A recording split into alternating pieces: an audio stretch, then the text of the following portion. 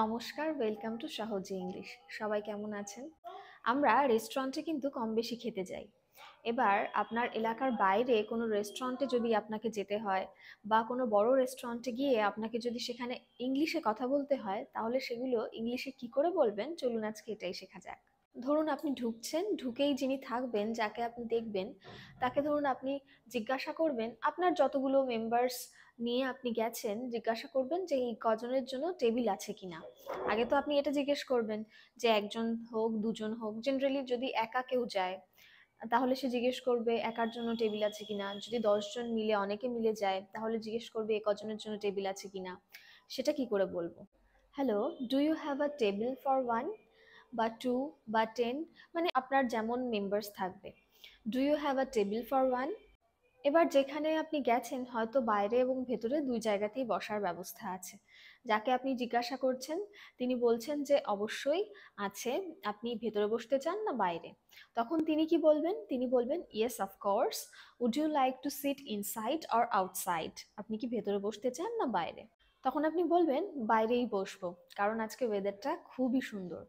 আপনি বলবেন outside please, the weather is nice today. তখন তিনি হয়তো বলবেন বাহ, ভালো জায়গা পছন্দ করেছেন, এই নিন menu card. Good choice, here's the menu card. Here's the menu card মানে এটা নিয়ে কিন্তু অলরেডি চ্যানেলে ভিডিও পোস্ট করা আছে। মানে আপনার কাছে কেউ যদি কিছু চায় বা স্বইচ্ছায় আপনি যদি কাউকে কিছু দেন, তখন কিন্তু আমরা এইভাবে বলে থাকি হিয়ার ইট ইজ বা here's the menu card, etcetera etcetera. এবার তিনি হয়তো জিজ্ঞাসা করলেন আপনি কি ড্রিঙ্কে কিছু নিতে চান, ড্রিঙ্ক হিসেবে কিছু নিতে চান। তখন তিনি বলবেন would you like to have something to drink, would you like to have something to drink. আপনি বলবেন হ্যাঁ, আমার এই ড্রিঙ্কটা চাই।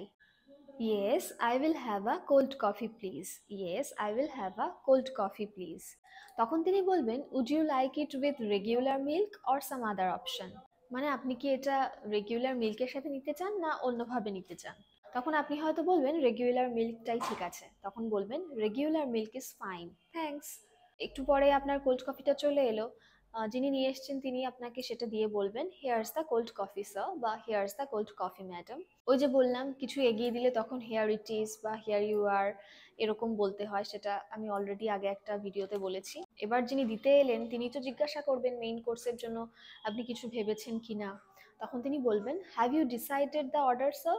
আপনি যে ডিশটা খেতে চান সেটাই বলবেন। বলবেন yes I will have noodles please. নুডলসের জায়গায় আপনি যে ডিশটা প্রেফার করবেন সেটাই বলবেন। তখন তিনি বলবেন আপনি কি আর কিছু নিতে চান, would you like to have anything else. আপনি যদি বলেন না এখন না, আপাতত ঠিক আছে, তখন বলবেন not for now, thank you.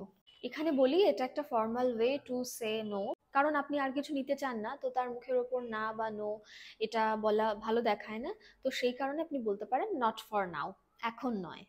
এইবার তিনি আরেকটু পরে এসে আপনাকে বললেন যে খাবারটা কেমন ছিল, হাউ ওয়াজ দ্য ফুড। এবার আপনি বলবেন যে হ্যাঁ খুব ভালো লেগেছে, আমি খুব ভালো খেয়েছি। তখন আপনি বলবেন delicious, I have really enjoyed it, I have really enjoyed ইট। তখন তিনি বলবেন বাহ, শুনে ভালো লাগলো। স্যার আপনি কি আর কিছু নিতে চান বা ম্যাডাম আপনি কি আর কিছু নিতে চান, মানে মিষ্টি টাইপের কিছু। মেইন কোর্সের পরে তারা এসে জানতে চান যে মিষ্টি টাইপের কিছু, আইসক্রিম, ডেজার্ট কিছু আমরা খেতে চাই কিনা। তিনি বলবেন আমার এটা শুনে খুব ভালো লাগলো, খাবারটাকে ভালো বলেছে সেটা শুনে। তো বলবে I am glad to hear it, I am glad to hear ইট।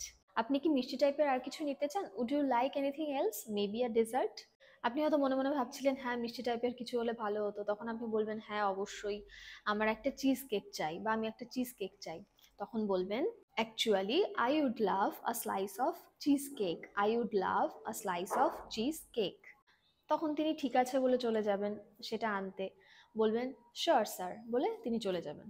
এবার আপনার খাওয়া হয়ে গেল, তখন তো আপনি বিল চাইবেন। তখন বলবেন could I get the bill please, could I get the bill please.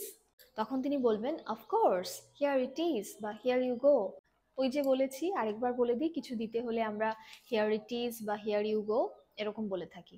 তো তিনি বিলটা আপনাকে দিয়ে বলবে হিয়ার ইট ইজ বা হিয়ার ইউ গো। তখন ধরুন আপনার কাছে ক্যাশ নেই, আপনি কার্ডে পে করবেন। তখন কি বলবেন? Can I pay by card, can I pay by card.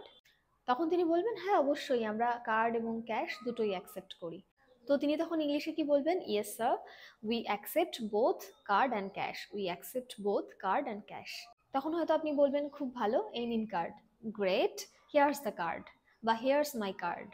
তখন বিলটা নেওয়ার পরে আপনাকে কার্ডটা ফেরত দিয়ে তিনি হয়তো বলবেন যে ভালো থাকবেন বা দিনটা ভালো থাকুক, এটা একটা ফর্মাল ওয়ে আমরা বলি এরকম। তখন তিনি ইংলিশে বলবেন thank you, have a good day sir. কেউ হ্যাভ আ গুড ডে বললে আমাদেরও বলতে হয়, তখন আপনি বলবেন ইউ টু। এবং বেরোনোর আগে তখন নিশ্চয়ই আপনি বলবেন যে আপনাদের সার্ভিসটা খুব ভালো ছিল, তখন আপনি ইংলিশে বলবেন thanks for the great service, thanks for the great service. তো আশা করি এটুকু জানলেই বা এটুকু ইংলিশ বলতে পারলেই আপনারা ইজিলি যে কোনো রেস্টুরেন্টে গিয়ে ইংলিশ বলে খেয়ে দিয়ে ঘুরে চলে আসতে পারবেন। ভিডিওটি হেল্পফুল মনে হলে একটি লাইক ও শেয়ার করার অনুরোধ রইল, এবং যদি মনে হয় এই চ্যানেলের ভিডিওর দ্বারা আপনি একটু হলেও উপকৃত হচ্ছেন, ইংলিশ শিখতে পারছেন, তাহলে চ্যানেলটিকে সাবস্ক্রাইব বা ফলো করার অনুরোধ রইল। Thank you, keep learning, keep growing. Thanks for watching. সবাই খুব ভালো থাকবেন।